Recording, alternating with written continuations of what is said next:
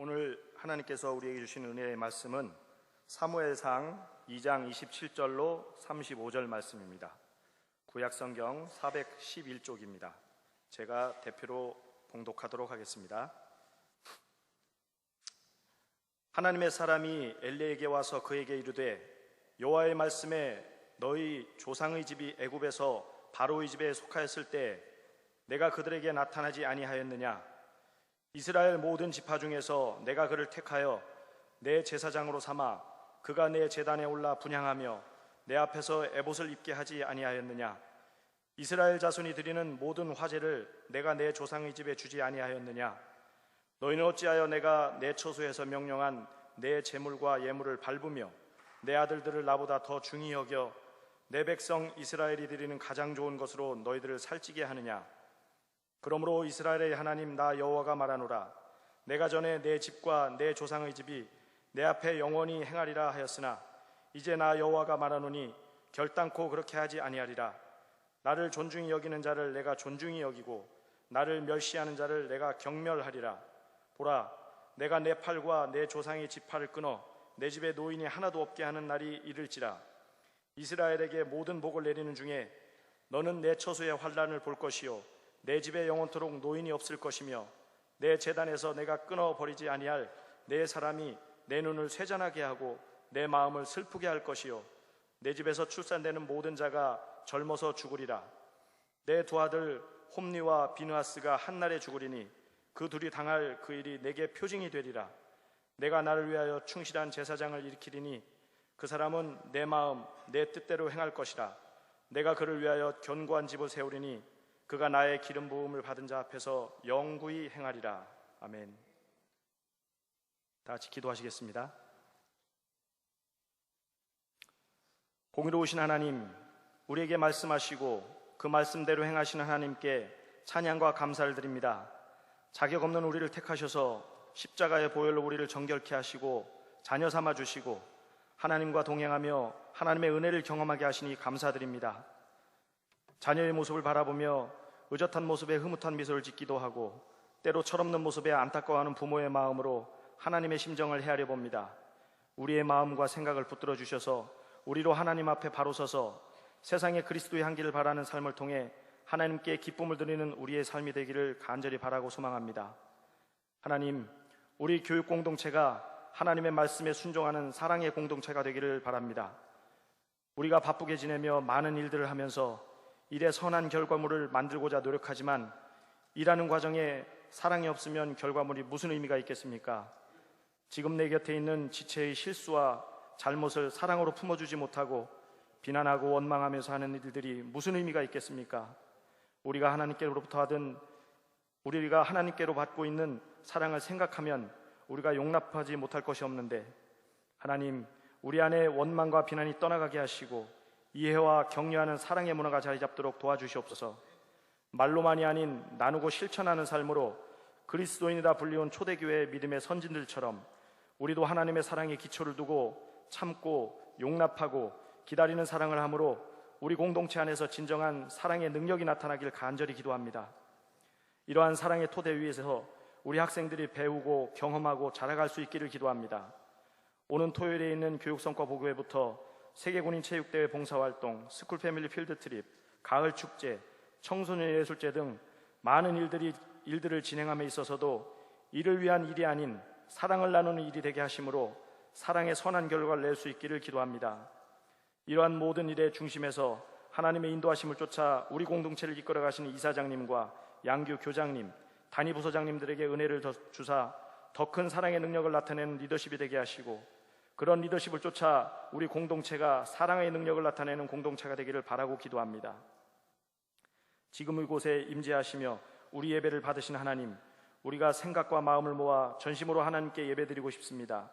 예배를 방해하는 악한 세력을 결박하여 주시고 우리가 의지적으로 졸음과 잡념을 떨쳐낼수록 도와주시고 바른 자세로 갈급한 심령으로 예배드릴 수 있도록 도와주시옵기를 기도합니다.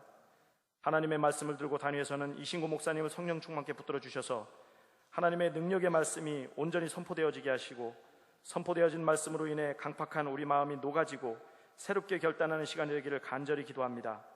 성가대의 찬양과 우리가 드린 예배가 하나님 앞에 온전히 상달되어지길 바라며 우리를 죽기까지 사랑하신 예수님의 이름으로 기도하였습니다. 아멘.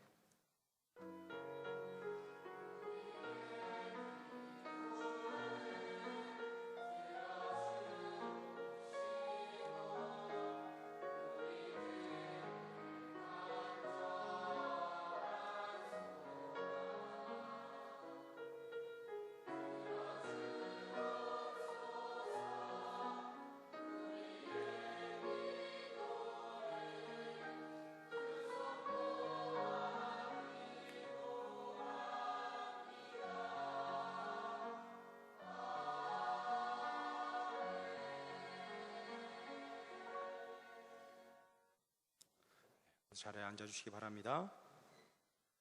이 시간 성가대의 은혜의 찬양 하나님께 올려드리도록 하겠습니다.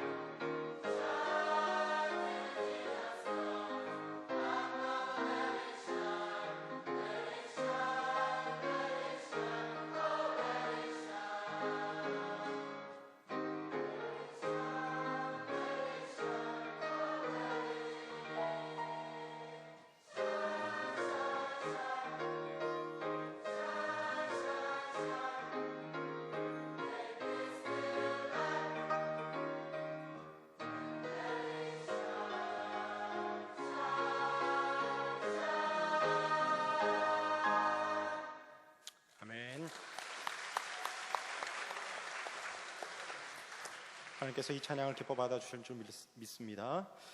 지금 이 시간에는 이신구 목사님 나오셔서 나를 존중히 여기는 자를 내가 존중히 여기고 나를 멸시하는 자를 내가 경멸히 여기리라 라는 제목으로 말씀 전하실 때 큰 은혜의 시간이 되시길 소원합니다.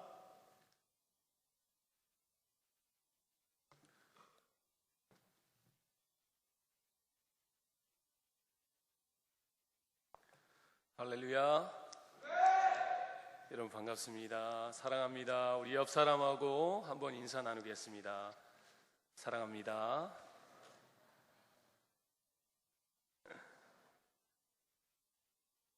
참 좋은 말인데 참 어색하죠? 네, 감사합니다, 여러분. 잠시 기도하겠습니다. 하나님 아버지, 참으로 부족하고 연약한 죄인이 주의 말씀을 들고 단위에 섰습니다. 주님, 이 시간에 친히 함께하여 주셔서 사람의 말이 나가지 아니하고 온전히 하나님께서 기록한 하나님의 말씀만이 선포되어지게 하여 주시옵소서. 이 말씀이 우리의 길을 통해 우리의 가슴에 새겨지게 하시고 우리의 삶을 변화시킬 수 있도록 능력의 말씀으로 함께하여 주시옵소서. 주님, 이 예배가 온전하게 드려지기 위해 하나님, 우리의 마음을 모기를 원할 때에 악한 영은 동시에 역사합니다. 주님, 악한 세력들이 떠나가게 하시고 온전히 하나님께 드려지는 참 예배 되게 하여 주시옵소서. 주님, 감사드리며 우리 구주 예수님 이름으로 기도합니다. 아멘. 성경에는 의인의 역사와 악인의 역사를 동시에 기록하고 있습니다. 하나님을 신뢰하고 하나님의 말씀을 순종하는 인생이 어떤 복을 받는지 성경은 기록하고 있고, 또 반대로 하나님의 법을 무시하고 하나님의 말씀을 불순종하는 인생들이 어떠한 인생을 보내는지, 어떻게 비참해지는지를 성경은 낱낱이 우리에게 보여주고 있습니다. 이와 같이 극과 극인 이 내용을 성경 우리에게 보여주는 것은 하나님의 말씀을 따르고 하나님의 법을 지키는 의인을 통해서 우리가 의로운 인생을 살기를 우리에게 교훈하는 것이고, 또 악인들의 인생을 보면서 하나님의 말씀을 무시하고 법을 어기는 그런 인생들이 어떻게 되는지를 우리에게 보여주시면서 우리로 하여금 의인의 자리로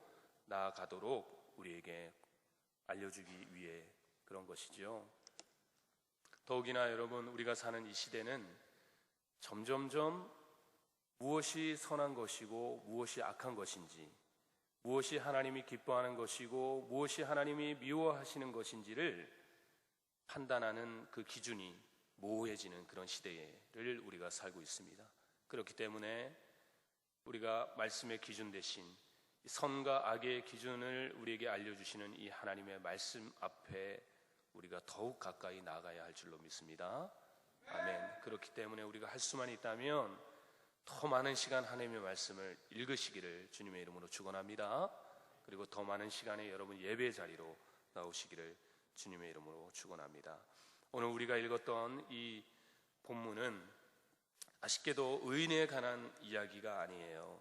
악인에 관한 그런 이야기인데, 그리고 더 우리가 아쉬운 것은 뭐냐면 그 악인이 원래는 하나님의 일을 했던 제사장이었다는 것, 하나님의 말씀을 증거하고 하나님과 인간 사이에 가교 역할을 하는 그런 제사를 집례했던 그런 사람이, 그가 그 책임을 다하지 못할 때에 그 인생이 어떻게, 그의 말로가 어떻게 되는지를 기록하고 있는 그런 책입니다.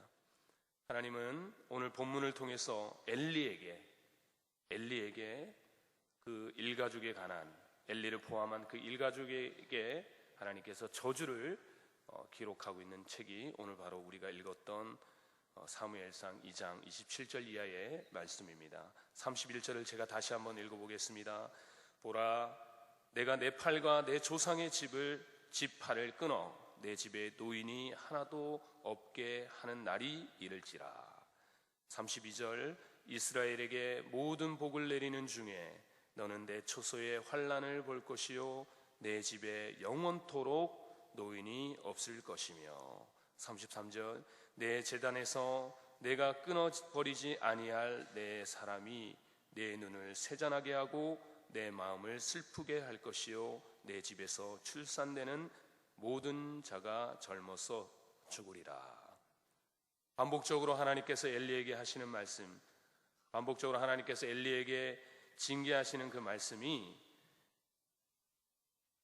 너희 자손들, 너희의 후손들이 젊어서 다 죽을 것이다. 너희 가문에는 더 이상 노인이 없을 것이다 라고 징계를 하시는 거예요. 노인이 없을 것이다. 노인의 기준이 뭐가 될까요? 요즘은 고령화 사회이기 때문에 언제부터 노인이다 라고 정하기가 참 애매하죠.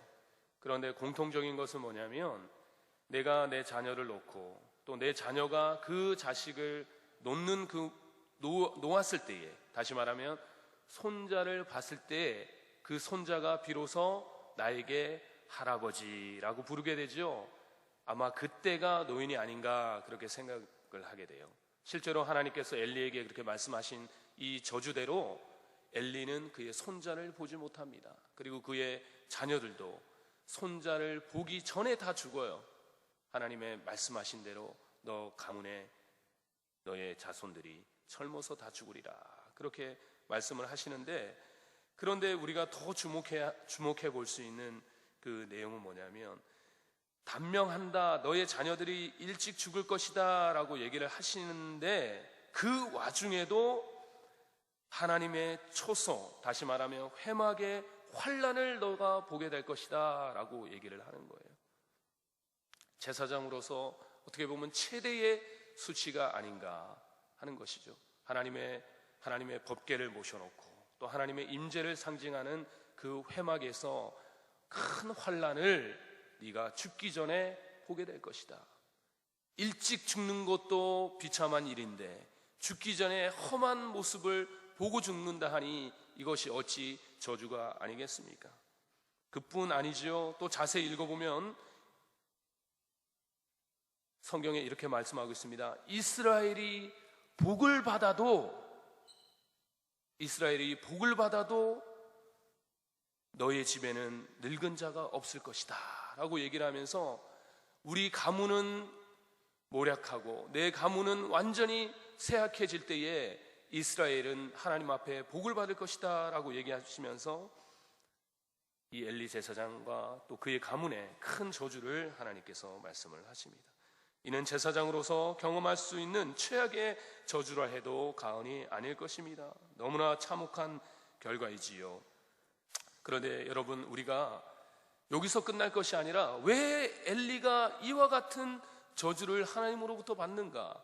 과연 엘리가 어떤 잘못을 저질렀기에 하나님께서 엘리와 그의 가문에게 이와 같은 엄청난 저주를 주시는가? 이 부분에 우리가 주목할 필요가 있습니다. 우리가 성경을 자세히 읽어보면 알겠지만 엘리는 하나님 앞에 큰 죄를 짓게 되지요. 먼저는 엘리는 그의 아들과 더불어서 예배를 멸시하는 삶을 삽니다. 그래서 첫 번째는 예배를 멸시했기 때문에 그렇습니다. 17절에 보면 이 소년들의 죄가 여호와 앞에 심히 크면 그들이 여호와의 제사를 멸시함이었도다. 엘리의 자녀들은 예배를 멸시했습니다. 그리고 그 자녀들의 죄는 곧 엘리의 죄이기도 했어요. 왜 그러냐면 아버지로서 자식들의 죄를 알았습니다. 정확하게 알았어요. 그런데 그 죄를 모른 척했고 그들에게 훈계를 하지 않습니다. 그 자체가 하나님 앞에 엄청나게 큰 죄인 것이지요. 사랑하는 여러분, 예배를 멸시하지 않는 여러분 되시기를 주님의 이름으로 축원합니다. 아멘. 예배는 우리 믿는 자가 추구해야 할 최고의 가치인 것입니다. 최고의 가치인 것입니다. 여러분, 예배에는 여러 가지 요소가 있지요.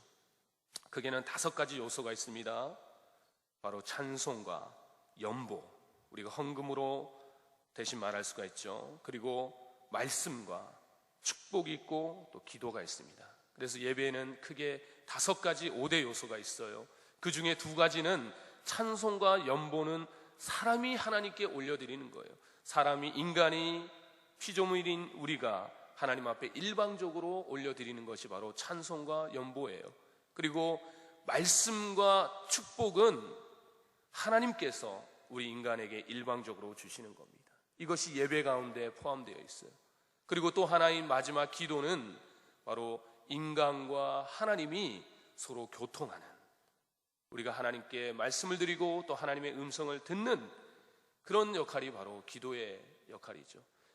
예배 이 5가지 요소 중에서 그 어떤 것 하나도 우리가 소홀해할 수가 없는 것입니다.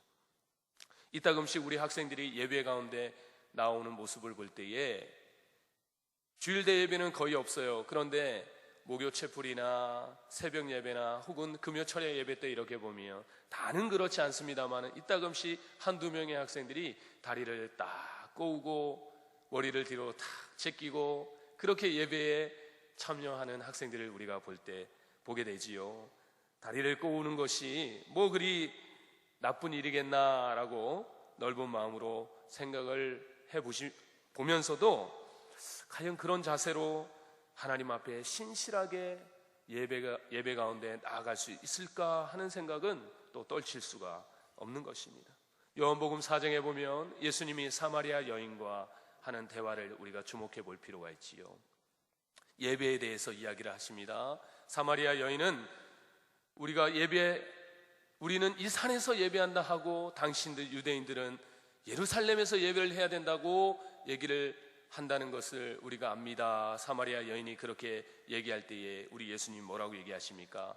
장소에 대한 이야기보다 예배자의 태도에 대해서 이야기를 하시지요. 그래서 요한복음 4장 23절에 하나님께 참되게 예배하는 자들은 영과 진리로 예배할 때가 오나니 곧 이때라. 아버지께서는 자기에게 이렇게 예배하는 자들을 찾으시느니라. 24절에 하나님은 영이시니 예배하는 자가 영과 진리로 예배할지니라 라고 예배자의 태도에 대해서 이야기하고 있는 것입니다. 여러분, 예배의 실패는 모든 것의 실패이에요. 예배를 온전하게 하나님께 드리지 않는 인생이 그의 삶이 성공할 수 없다는 사실을 여러분 기억하시기를 바랍니다. 오늘날 안타까운 교회의 현실을 볼 때의 안타까운 것 하나는 교회에 많은 이벤트와 행사가 있어요. 많은 이벤트와 행사가 생기고 또 생기고 또 생기는데 예배는 점점점 주는 것 같아요. 예배는 점점점 들어요. 그래서 어느 교회들은 새벽 예배 자체가 없는 교회들도 많고 어떤 교회는 수요 예배를 안 드리는 교회도 있고 어떤 교회는 금요 철야 예배도 안 드리는 교회들도 많아요. 점점점 예배 숫자는 줄어들고 교회 내에서 행사와 이벤트는 늘어간다고 할 때에 우리가 이 예배를 오늘 이 시대를 살아가는 우리가 어떤 생각을 해야 할 것인가 큰 교훈을 얻으시기를 주님의 이름으로 축원합니다. 그리고 또 안타까운 것은 그런 예배와 이벤트에는 수많은 사람들이 몰립니다. 수많은 사람들이 몰려요.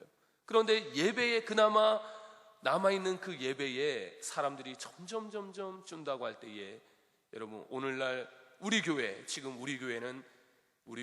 예배 상태는 어떤지 영적인 눈을 가지고 여러분 바로 바라보시기를 주님의 이름으로 축원합니다. 제가 볼 때에 우리 학생들은 참 훈련이 잘 됐어요. 정말로 훈련이 잘 된 것 같아요. 정말로 훈련이 잘 된 것 같아요. 매 새벽마다 심지어는 자율 새벽 예배도 120명씩 그 이상으로 매일마다 와요. 금요 찬양 기도회도 의무가 아니에요. 자율이에요. 자율인데 지난 금요 예배 때도 또 지지난 금요 예배 때도 약 한 150명, 160명의 학생들이 와서 2시간이 넘는 시간 동안 찬양하고 예배하고 기도하는. 그래서 지난 금요일은 사실은 우리가 좀 설교를 일찍 끝내고 생활관에 일찍 복귀하게 합시다. 충분히 자유롭게 기도하는 시간을 마련합시다 하고 설교를 비교적 일찍 끝냈는데도 학생들이 시키지 않았는데도 1시간 넘도록 기도하는 거예요. 기도의 자리로 나오는 거예요. 그런 모습을 볼 때에 참 가슴이 뜨겁고 너무너무 또 감사 학생들을 얼굴 볼 때마다 그래요. 그런데 우리 어른 성도님들은 조금 덜 하신 것 같아요. 의무 새벽 기도 때는 많이들 나오시는데 자율 새벽 기도 월요일, 화요일, 목요일, 금요일에는 좀 뜸하신 것 같습니다. 여러분 더 많은 시간 예배의 자리로 기도의 자리로 나오시기를 주님의 이름으로 축원합니다. 아멘. 들으셨죠? 두 번째는 엘리와 그의 자식들이 하나님의 처소를 더럽혔기 때문입니다. 29절을 제가 한번 더 읽겠습니다. 상반부만 읽겠습니다. 하나님께서 엘리에게 이렇게 말씀하시죠. 너희는 어찌하여 내가 내 초소에서 명령한 내 제물과 예물을 밟았느냐라고 말씀하십니다. 그 당시 엘리가 사역했던 그 당시에 그 하나님의 전, 그러니까 거기를 회막이라 이렇게 불렀어요. 회막. 그 전 시대는 광야 시대였고 계속 행진해야 하고 움직여야 했기 때문에 거기는 성막이라 이렇게 불렀는데, 그 성막을 이제 광야 생활 이후에 가나안 정착하는 동안에 실로라는 장소에 그 성막을 모셔다 놓고 그 이후로는 회막이라 그렇게 불렀어요. 그런데 그대로 모셔놨던 그 회막에서 행했던 그 제사나 예배나 이런 것들은 동일하게 하나님 앞에 시행을 되었습니다. 그런데 그곳이 거룩하고 그것이 거룩한 그 이유는 뭐냐면 바로 하나님께서 그곳에 임재해 계시기 때문이죠. 그곳에서는 하나님의 법도에 따라서 하나님께 예배를 드려야 했고 하나님의 임재가 있는 곳이기 때문에 거룩한 곳이었습니다. 그런데 안타깝게도 엘리와 그의 아들들은 그 하나님의 회막에서 큰 죄를 짓습니다. 하나님께서는 그 회막을 가르쳐서 나의 처소라, 우리가 조금 전에 읽었던 말씀처럼 나의 처소라 이렇게 말씀하세요. 나의 집이다 이런 뜻이고, 그 말은 곧 하나님께서 그곳에 임재해 계신다 그런 뜻이에요. 그런데 여러분, 엘리와 그의 자녀들은 얼마나 거기서 죄를 짓는지 모릅니다. 하나님 앞에 드려지는 이 예물, 하나님 앞에 바쳐지는 이 예물, 이스라엘 백성들이 하나님 앞에 자기의 죄를 자복하고 그 죄를 사함받기 위해 가지고 나온 그 예물을 하나님 앞에 미처 드려지기도 전에 이 엘리의 자녀들이 그 예물을 취하고 그 제물을 취하면서 자기의 배를 불리는 그러한 정말 말할 수 없는 그런 범죄를 하나님 앞에 저지르게 되지요. 그런 행위를 하나님께서는 뭐라고 얘기하냐면 나의 처소에서 나의 제물과 나의 예물을 짓밟았다라고 하나님께서는 말씀하십니다. 여러분, 오늘날 우리가 예배 가운데 나옵니다. 예물을 가지고 나오지요. 오늘 우리가 생각해야 할, 오늘 시대를 살아가는 우리가 생각해야 될 이 예물은 과거의 구약시대 때 하나님 앞에 드려진 예물과는 조금 다릅니다. 과거의 구약시대 때 하나님 앞에 가지고 나왔던 그 짐승들, 그 예물들은 자신의 죄를 자복하고 그 죄 사함을 받는 역할, 또 피조물인 인간과 창조주인 하나님하고의 그 회복을 상징하는 그런 역할을 하는, 다시 말하면 하나님과 인간의 가교 역할을 했던 것이 바로 예물이라면, 오늘날 우리가 하나님 앞에 예물을 가지고 나오는 것은 하나님의 은혜의 감사에 대한 그런 의미로서 우리가 가지고 나오는 것이죠. 그런데 우리가 이 엘리의 자녀들이 저질렀던 이 잘못된 행위를 통해서 오늘 이 시대를 살아가는 우리가 찾을 수 있는 교훈이 있다면, 우리가 영원히 하나님과 인간 사이에 가교 역할을 하는 바로 그리스도를 우리가 떠올릴 수가 있는 것이죠. 다시 말하면 우리가 예배 가운데 나올 때에, 예배 가운데 임하는 우리가 십자가에 달려 돌아가신 그리스도, 그리고 십자가 위에서 흘리신 그 보배로운 피 보혈과 또 십자가에서 달려 죽으심, 그리스도의 죽으심과 그리고 3일 만에 부활하신 예수 그리스도를 빼고는 온전한 예배가 이루어질 수 없다는 것을 여러분 기억하시기를 주님의 이름으로 축원합니다. 예배에 예수가 없으면 그것은 예배가 아니에요. 예배에 그리스도가 없으면 그것은 예배가 아닌 것입니다. 오직 그리스도만이 우리와 하나님 사이를 연결시켜주는 유일한 길이신 것을 깨닫는 여러분 되시기를 주님의 이름으로 축원합니다. 그러기에 여러분, 예배 가운데 나왔으면 더욱 말씀에 집중하고 더욱 그리스도의 은혜를 생각해야 할 것입니다. 오늘날 우리가 토요일이 아닌 주일을 드리는 이유는 바로 그리스도께서 안식 후 첫날인 주일날 부활하셨기 때문에 그 부활을 기념하여 우리가 예배를 드리니 어찌 예배가 그리스도와 관계없다 그렇게 말할 수가 있겠습니까? 지금 이 시간에도 그리스도를 기억하시는 여러분 되시기를 주님의 이름으로 축원합니다. 마지막으로 셋째는 엘리는 하나님보다 자녀를 더 사랑했기 때문입니다. 39절 하반부에 이렇게 말씀하십니다. 내 아들들을 나보다 더 중히 여겨 내 백성 이스라엘에 드리는 가장 좋은 것으로 스스로 살찌게 하였느냐라고 하나님께서 분명히 엘리에게 말씀하십니다. 사랑하는 여러분, 엘리의 자녀인 홈리와 비느하스는 역대 제사장 중에 최악의 제사장들입니다. 정말 제사장이라고 말할 수 없을 만큼 그들의 행실은 최악이었습니다. 심지어는 회막에 수종드는 여인들과 동침까지 하는 극악무도한 그러한 자들이었습니다. 그런데 여러분, 더 큰 문제는 뭐였냐면 바로 그 아버지인 엘리의 태도였습니다. 22장을 보면 엘리가 매우 늙었더니 그의 아들들이 온 이스라엘에게 행한 모든 일과 회막 문에서 수종드는 여인들과 동침하였음을 듣고 그들에게 이르되 너희가 어찌하여 이런 일을 하느냐? 내가 너희의 악행을 이 모든 백성에게 듣노라. 내 아들들아 그리하지 말라. 내가 들으니 소문이 좋지 아니하니라 라고 얘기하면서 잘못을 알고도 징계하지 않습니다. 여러분, 이는 자녀에 대한 잘못된 사랑에서 비롯된 것이라고도 볼 수가 있지요. 진정 자녀를 사랑한다면 즉시 제사장 직무를 중단시켜야 했습니다. 그리고 징계와 근신을 명해야 했음에도 불구하고 단지 솜방망이식 훈계인 말로만 몇 마디 하고 말게 되지요. 성경은 이렇게 말합니다. 12절에 엘리의 아들들은 행실이 나빠 여호와를 알지 못하였더라 라고 성경은 기록하고 있습니다. 여러분, 엘리의 자녀인 홈리와 비느하스는 하나님을 알지 못한 채 제사장 직무를 감당했다는 것이 얼마나 비통한 현실입니까?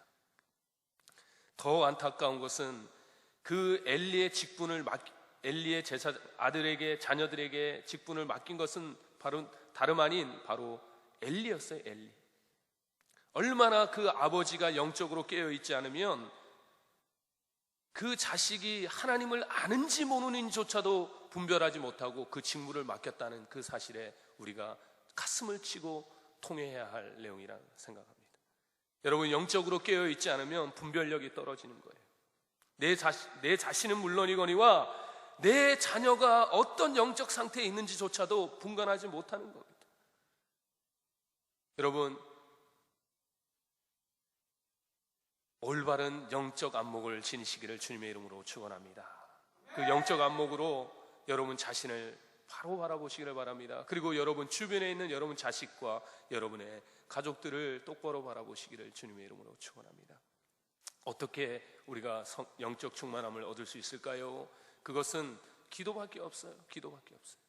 여러분, 기도의 자리로 더 많은 시간 나와서 기도의 자리에 나와서 하나님의 음성을 들으시기를 주님의 이름으로 축원합니다. 여러분, 기도의 자리에 나오지 아니하고 성령 충만함을 경험할 수가 없습니다. 성령 충만함을 경험하지 않고는 결코 영적 분별력을 지닐 수가 없어요. 그 영적 분별력, 성령 충만함이 임할 때 비로소 내 자신의 연약함이 드러나게 되는 거예요. 내가 얼마나 영적으로 눈이 멀어 있었던가, 그것을 비로소 알게 되는 것입니다. 그러므로 여러분, 더 많은 시간 예배의 자리로, 기도의 자리로 나오는 여러분 되시기를 주님의 이름으로 축원합니다. 그리고 그 충만함으로 여러분의 자녀들을 올바로 교육하시기를 주님의 이름으로 축원합니다. 말씀을 매듭짓기를 원합니다. 여러분, 30절에 보면 하나님께서 이렇게 말씀하십니다. 그러므로 이스라엘의 하나님 나 여호와가 말하노라. 내가 전에 내 집과 내 조상의 집이 내 앞에 영원히 행하리라 하였으나 이제 나 여호와가 말하노니 결단코 그렇게 하지 아니하리라. 나를 존중히 여기는 자를 내가 존중히 여기고 나를 멸시하는 자를 내가 경멸하리라. 하나님께서 엘리에게 전에 내가 내 집과 내 조상의 집에 영원히 행하리라 라고 약속을 하신 거예요. 오늘 우리가 읽은 성경을 보면은 분명히 약속을 하신 거예요. 그런데 하나님께서 뭐라고 얘기하냐면 나 여호와가 말하노니 결탄코 그렇게 되지 않게 하겠다. 이렇게 다시 또 말씀하시는 거예요. 여러분, 하나님은 때에 따라서 뜻을 돌이키시는 하나님이심을 기억하시길 바랍니다. 언제 돌이키시냐면 내가 하나님 앞에 바르게 서 있지 않으면 하나님의 뜻을 돌이키는 거예요. 우리가 하나님 앞에, 하나님은 모든 인생이 복을 받기를 원하시지만 하나님 안에 있을 때에 그 복이 이루어진다는 사실을 기억하시기를 주님의 이름으로 축원합니다. 여러분, 때때로 하나님께서 구약의 하나님이 징계의 하나님, 그리고 계약의 하나님으로 우리가 생각하고 신약에는 은혜의 하나님을 우리가 떠올릴 때가 참 많은데, 여러분, 우리가 기억해야 할 것은요, 구약의 하나님이 신약의 하나님이세요. 그리고 그 하나님이 오늘 이 시대에 우리와 함께하고 있는 하나님임을 기억하시길 바랍니다. 그래서 우리 예수님께서도 뭐라고 얘기하시냐면 나는 참 포도나무니 가지가 포도나무에 붙어있지 아니하면 열매를 어떻게 맺을 수 있겠냐라고 얘기하시면서 우리로 하여금 뭐라고 얘기하세요? 포도나무에 붙어있어라, 그렇게 말씀하시는, 그것은 바로 하나님의 말씀 안에 거하는 것이고 하나님의 법을 지키는 것이고 하나님의 뜻을 따라 행하는 것입니다. 신약의 마태복음에 누구든지 사람 앞에서 나를 시인하면 나도 하늘에 계신 내 아버지 앞에서 그를 시인할 것이요, 누구든지 사람 앞에 나를 부인하면 나도 하늘에 계신 내 아버지께 그를 부인하리니 라고 얘기하십니다. 나에게 엄청난 축복을 약속하신 하나님께서 내가 하나님 안에 있지 아니하면 그 뜻을 돌이키시는 분이심을 기억하시기를 주님의 이름으로 축원합니다. 여러분, 열왕기상 20장 2절에 보면 하나님께서 히스기야 왕에게 내가 반드시 너를 죽이리라 그렇게 말씀하세요. 반드시 너를 죽이리라. 그런데 그 말을 들은 히스기야가 하나님 앞에 무릎 꿇고 기도하잖아요. 통곡하며 기도하잖아요. 벽에 얼굴을 대고 기도하잖아요. 다른 거 보지 않고 하나님만 보겠다고 고백하며 기도하잖아요. 하나님 살려주십시오. 그렇게 기도할 때 하나님께서 뭐라고 얘기하십니까? 내가 네 기도를 듣고 너의 연한을 15년을 더 연장해 주겠다. 당장 죽이겠다고 말씀하신 그 하나님이 그 통곡의 기도를 들으시고 뜻을 돌이키시는 그 하나님, 우리가 하나님 안에 있을 때에 무한한 축복을 받아 누리지만 우리가 하나님 밖에 있으면 그 복을 어찌 받을 수 있습니까? 그러니 여러분, 더욱 하나님 안에 있으시기를 주님의 이름으로 축원합니다. 여러분, 엘리는 비교적 늦은 나이에 하나님 앞에 부름을 받아요. 성경에는 그가 98세에 죽는 것을 성경이 기록하거든요. 98세에 98에 죽어요. 그런데 성경에서 뭐라고 또 얘기하냐면 그가 40년 동안 사사의 직무를 감당했다, 이렇게 성경은 또 말씀하시거든요. 그러면 98에서 40을 빼면 뭐가 남습니까? 58이에요. 58세에 부름을 받습니다. 어떻게 보면 비교적 늦은 나이에 하나님 앞에 부름을 받아요. 그러나 처음 그가 하나님 앞에 부름을 받았을 때는 그래도 하나님께서 내가 너에게 영원히 너와 내 자손의 집에 행하리라 이렇게 말씀하실 정도로 그는 하나님 안에 있었습니다. 그런데 그렇게 하나님 안에 신실하게 살아가는 동안에 점점점 그의 눈이 멀어지게 되는 거예요. 점점점 그의 생각이 바뀌게 되는 거예요. 점점점 그의 우선순위가 예배가 아닌 다른 것으로 변하게 되는 거예요. 그 안에 자녀가 들어오고, 그 안에 물질이 들어오고, 그 안에 욕심이 들어오고, 그 안에 세상 것들이 들어오다 보니 그에게 있어서 우선순위가 점점점 바뀌게 되지요. 종국에는 어떻게 됩니까? 종국에는 어떻게 됩니까? 하나님을 알지도 못하는 그 자식들을 제사장 직무를 맡기는 뿐만이 아니라 그 자녀들이 정말 하나님의 해막 앞에서 결코 해서는 안 될 극악무도한 그런 잘못을 저지르는 모습을 알고도 그의 직무를 중단시키지 아니하는 그런 영적으로 눈이 멀어지는 그러한 결과를 갖게 되지요. 그래서 어찌 됩니까? 종국에는 그도 그의 자식들도 다 죽게 됩니다. 그래서 너의 집에 내가 결탄코 너희 집에서 노인이 없도록 할 것이다. 결탄코 노인이 없도록 할 것이다. 그렇게 저주를 받는 인생을 살게 되지요. 사랑하는 여러분, 올바른 예배를 회복하시기를 바랍니다. 결코 예배를 가볍게 여기지 마시기를 바랍니다. 결코 예배를 가볍게 여기지 마십시오. 예배의 완성은 그리스도와 함께할 때 가능한 것을 기억하십시오. 그리하여 여러분 주님의 보혈을 기억하시기를 주님의 이름으로 축원합니다. 하나님을 여러분의 인생의 최우선으로 두시길 바랍니다. 그 다음이 여러분의 자식이고, 그 다음이 여러분의 남편이고, 그 다음이 여러분의 아내고 여러분의 가족인 거예요. 우리 믿는 사람의 가장 첫 번째 인생의 목적이 하나님을 영화롭게 한다는 사실을, 해야 된다는 사실을 기억하시기를 주님의 이름으로 축원합니다. 그리고 신실한 그 하나님을 신뢰하십시오. 나를 존중히 여기는 자를 내가 존중히 여기고, 존중히 여기는 자를 존중히 여기겠다. 얼마나 하나님의 신실함이 그 안에 들어있습니까? 나를 멸시하는 자를 내가 경멸하리라. 기도하겠습니다.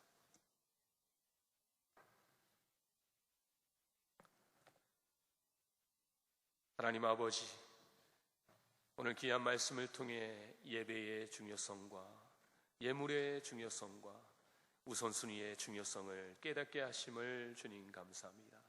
때때로 우리의 인생이 너무나 부족하고 연약하여 예배를 가볍게 여기고 마음의 우선순위를 하나님 외에 다른 것들을 두고 살 때가 많았으나, 하나님 오늘 이 말씀을 통해 우리의 마음에 결단이 있게 하시고 하나님께 영광되는 인생이 되게 하여 주시옵소서.